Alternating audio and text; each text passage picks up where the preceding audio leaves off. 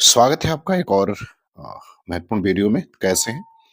मुझे उम्मीद है कि आप स्वस्थ और मस्त होंगे और अपनी पढ़ाई को जारी रखे होंगे। यदि आप TGT, PGT, NET, JRF, BPSC, UP, HSC इन परीक्षाओं की तैयारी कर रहे हैं, तो ये वीडियो आपके लिए बहुत महत्वपूर्ण है। चलिए शुरू करते हैं आज की वीडियो। पहला सवाल करें कि निम्नलिखित में से कौन सा कवि अष्टछाप के अंतर्गत आता है? तो आपको ये बताना है कि कौन सा कवि जो है वो अष्टछाप के अंतर्गत आता है। इसका उत्तर आपको देना है।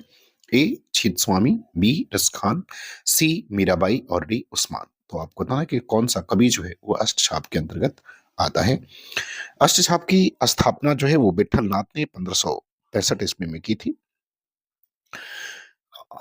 तो इसके अंदर कौन आता है ये आपको बताना है। तो इसके अंतर्गत जो है वो छीत स्वामी आएंगे बस इसमें से, बाकी कोई इसके अंतर्गत जो है वो नहीं आता है। रसखान, मीराबाई और उस्मान जो है वो अष्टछाप के अंतर्गत नहीं आते, बल्कि सिर्फ छीत स्वामी आते हैं। इसलिए पहले का विकल्प ए जो है वो सही हो जाएगा। सवाल नंबर दूसरा। दूसरा कह रहा है कि महादेव वर्मा की किस रचना पर ज्ञानपीठ पुरस्कार मिला है? तो सवाल नंबर दूसरे का उत्तर देना है कि महादेव वर्मा की कौन सी रचना है जिस पर ज्ञानपीठ पुरस्कार मिला है। ए निहार, बी यामा, सी नीरजा और डी रश्मि।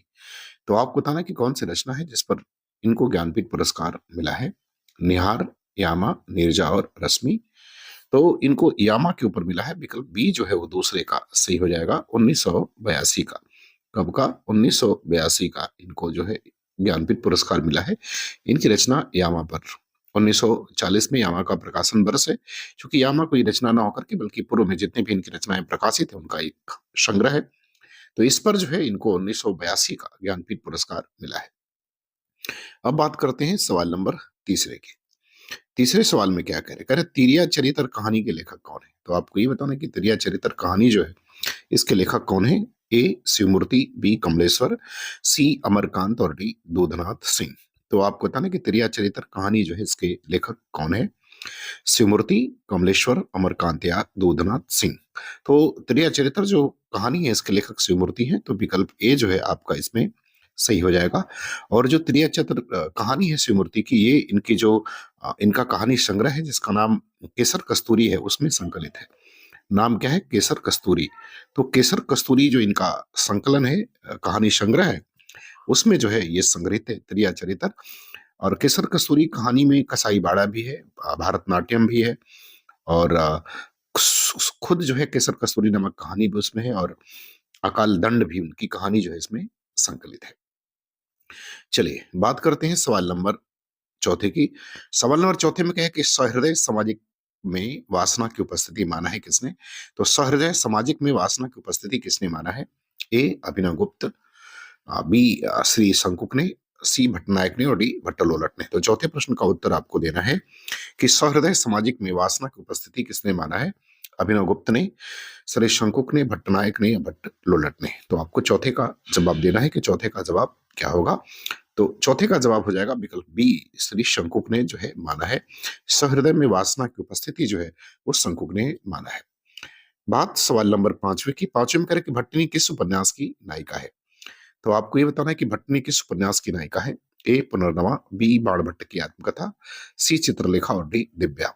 तो आपको बताना है कि भट्टिनी जो है वो किस उपन्यास की नायिका है। पुनर्नवा की, बाणभट्ट की आत्मकथा, चित्रलेखा या दिव्या। तो किसकी पात्र है आपको ये जो है बताना है।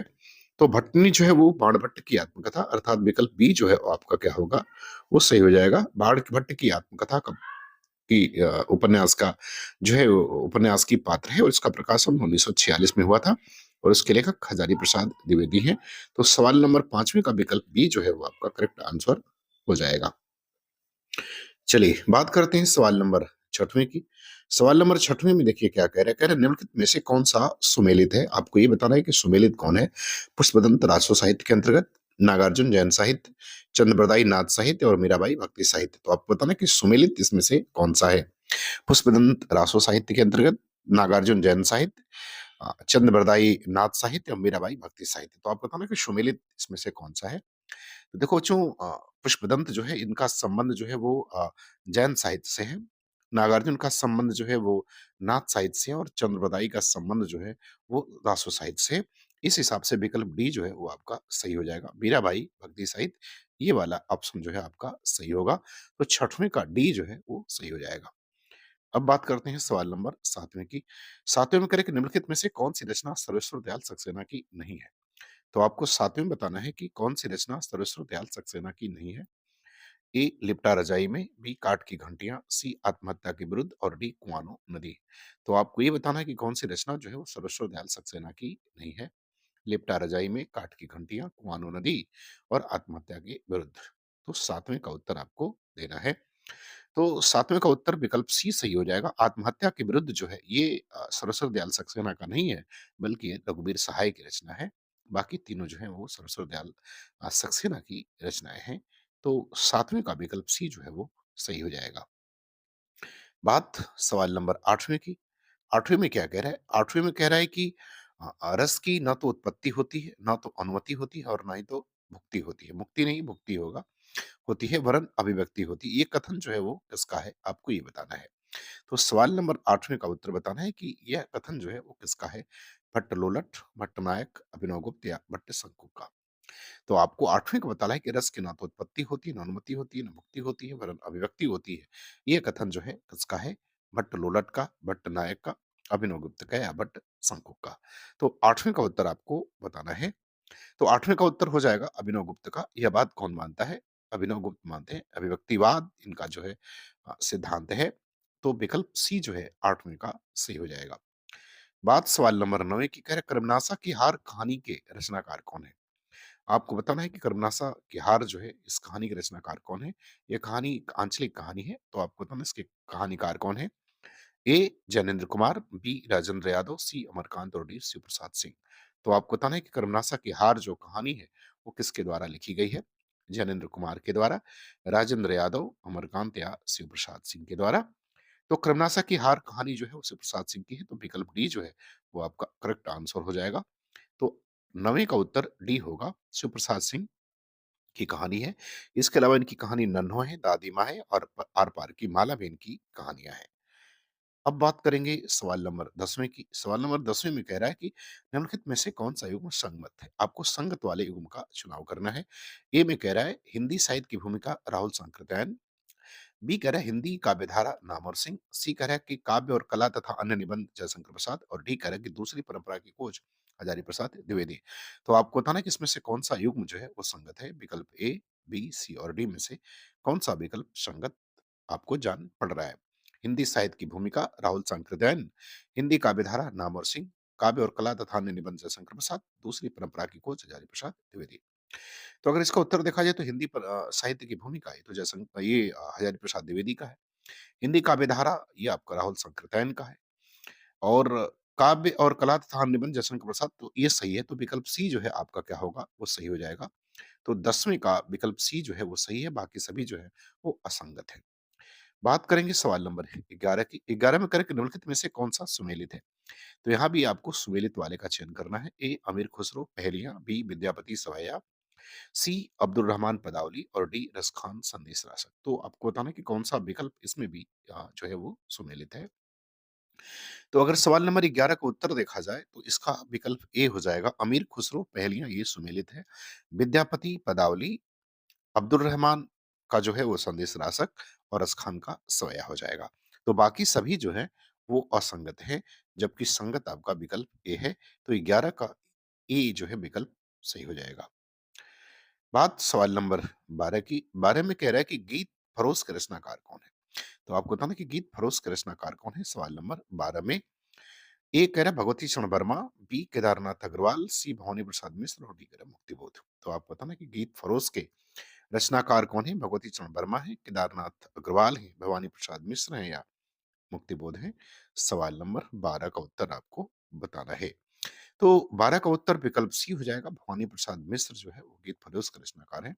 तो विकल्प सी जो है 12 का सही हो जाएगा। बात सवाल नंबर 13 की। 13 में कह रहा है कि निम्न में से कौन सा एक निबंध बाबू गुलाब राय का नहीं है? तो आपको बताना कि इसमें से कौन सा निबंध जो है वो गुलाब राय का नहीं है। ए चाबुक, बी प्रकार प्रभाकर, सी जीवन पशु और डी मेरे मानसिक उपादान। आपको बताना है कि कौन सा जो है निबंध वो बाबू गुलाब राय के द्वारा लिखा गया नहीं है। चाबुक, प्रकार प्रभाकर, जीवन पशु, मेरे मानसिक उपादान। तो 13 का उत्तर आपको बताना है कि कौन-सा निबंध जो है वो गुलाब राय द्वारा लिखित इसमें से नहीं है। तो चाबुक जो है वो इनके द्वारा लिखित नहीं है, विकल्प ए जो सही हो जाएगा ये निराला की रचना है। किसकी रचना है? तो ये सूर्यकांत त्रिपाठी निराला की है, गुलाब राय की ये रचना नहीं है, तो 13 का विकल्प ए जो है वो आपका सही हो जाएगा। बाकी सभी जो है वो बाबू गुलाब राय की रचनाएँ हैं। चलिए बात करते हैं सवाल नंबर 15 14 की। 14 में कह रहा है कि निम्न में मैथिली शरण गुप्त की रचना है। तो 14 में आपको ये बताना है कि कौन-सी रचना जो है वो मैथिली शरण गुप्त की है।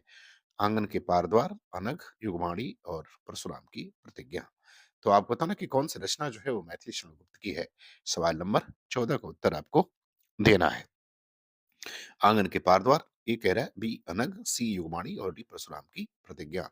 तो इसका उत्तर हो जाएगा आपका विकल्प बी अनग जो है वो मैथिली शरणगुप्त की रचना है। आंगन के पार द्वार जो है वो अज्ञे की रचना है। युगवाणी पंथ की और परशुराम की प्रतिज्ञा जो है वो रामधारी सिंह दिनकर की रचना है। चलिए बात सवाल नंबर 15 की। 15 में कह रहे हैं कि नवजागरण का अग्रदूत हिंदी के किस लेखक को कहा जाता है?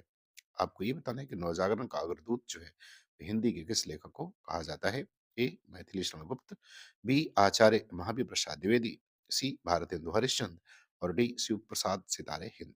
तो आपको बताना है कि नवजागरण का अग्रदूत हिंदी के किस लेखक को कहा जाता है। मैथिली शरण गुप्त को, महावीर प्रसाद द्विवेदी को, भारतेंदु हरिश्चंद्र को या सुप्रसाद सिंह सितारे हिंद को। तो नवजागरण का अग्रदूत जो है वो भारतेंदु हरिश्चंद्र को कहा जाता है। तो विकल्प सी जो है सवाल नंबर 15 का उत्तर सही हो जाएगा, भारतेंदु हरिश्चंद्र। अब बात करेंगे सवाल नंबर 16 की। 16 में कह रहे हैं कि अपने काव्य सिद्धांत के निर्मित निमित्त के लिए किस पाश्चात्य आचार्य ने सहजानुभूति की अवधारणा का सहारा लिया है?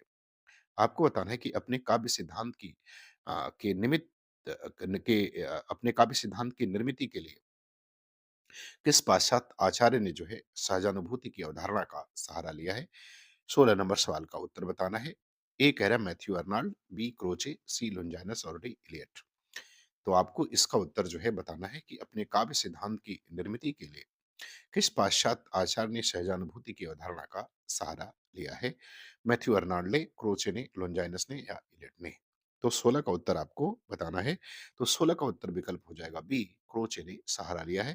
क्रोचे का समय जो है वो 1866 से 1952 तक रहा। सवाल नंबर 17 में कह रहे हैं कि बिंबवाद का संबंध निम्नलिखित में से किस आचार्य से है। आपको बताना है कि बिंबवाद का संबंध जो है निम्नलिखित में से किस आचार्य से है। ए कह रहे George Lukacs, B Ezra Pound, C Daniel Bell और डी कह रहे जॉक देरिडा। तो आपको बताना है कि बिंबवाद का संबंध निम्नलिखित में से किस आचार्य से है। जॉर्ज लुकाच से है, एजरा पाउंड से, डेनियल बेल से है या जॉक देरिडा से है। तो बिंबवाद का संबंध जो है वो एजरा पाउंड से है। तो विकल्प बी जो है आपका आंसर सही हो जाएगा। इनका समय 1885 से 1972 तक रहा है। बात सवाल नंबर 18 की। 18 में देखिए क्या कह रहे हैं। 18 में कह रहा है कि अ सीता हरन तात जनी, कहूँ पिता सन जाय, जो मैं राम तो कुल सहित कहीं दसानन जाय। एक उद्धरण में कौन-सी ध्वनि है? तो आपको बताना है कि इस उद्धरण में कौन-सी ध्वनि है उक्त उद्धरण में? ए कह रहा है अर्थांतर संक्रमित वाच्य ध्वनि, बी कह रहा है अत्यंत तिरस्कृत वाच्य ध्वनि और सी कह रहा है वस्तु ध्वनि और डी कह रहा है अलंकार ध्वनि। तो आपको बताना है कि ये जो उक्ति लिखी है, इस उक्ति में कौन-सी ध्वनि है? हम सभी जानते हैं कि ध्वनि सिद्धांत जो है वो आनंदवर्धन के द्वारा दिया गया है। ये कह रहा है अर्थांतर संक्रमित वाच्य ध्वनि। अच्छा होता क्या है देखिए, अर्थांतर संक्रमित वाच्य ध्वनि क्या होती है? जब वाच्य अपनी स्थिति बनाए रखते हुए भी किसी और अर्थ में जब संक्रमित हो जाता है, तो उसको हम अर्थांतर संक्रमित वाच्य ध्वनि कहते हैं। और अत्यंत तिरस्कृत वाच्य ध्वनि का मतलब होता है कि जहाँ वाच्य पूर्णतः तिरस्कृत एवं त्याज्य होता है, उसको हम अत्यंत तिरस्कृत वाच्य ध्वनि कहते हैं। वस्तु ध्वनि का मतलब होता है कि जहाँ एक बात से अन्य बात की व्यंजना हो, उसको हम वस्तु ध्वनि कहते हैं। अलंकार ध्वनि का मतलब होता है कि व्यंग्यार्थ की अभिव्यक्ति अलंकार के रूप में जब हो, तो उसको अलंकार ध्वनि कहते हैं। अब आपको ये बताना है कि इसमें कौन-सी ध्वनि है? तो इसमें जो ध्वनि है, वो है आपका विकल्प ए, अर्थांतर संक्रमित वाच्य ध्वनि। क्योंकि इसमें जो राम शब्द का अर्थ है, वो राम तो है ही है, राम के साथ एक तो धनुष तोड़ने वाले के रूप में भी है और एक दशानन का वध करने वाले के रूप में है, लेकिन राम शब्द जो है अपने मूल रूप में वैसे का वैसे ही है। चलिए, बात करते हैं सवाल नंबर 19 का।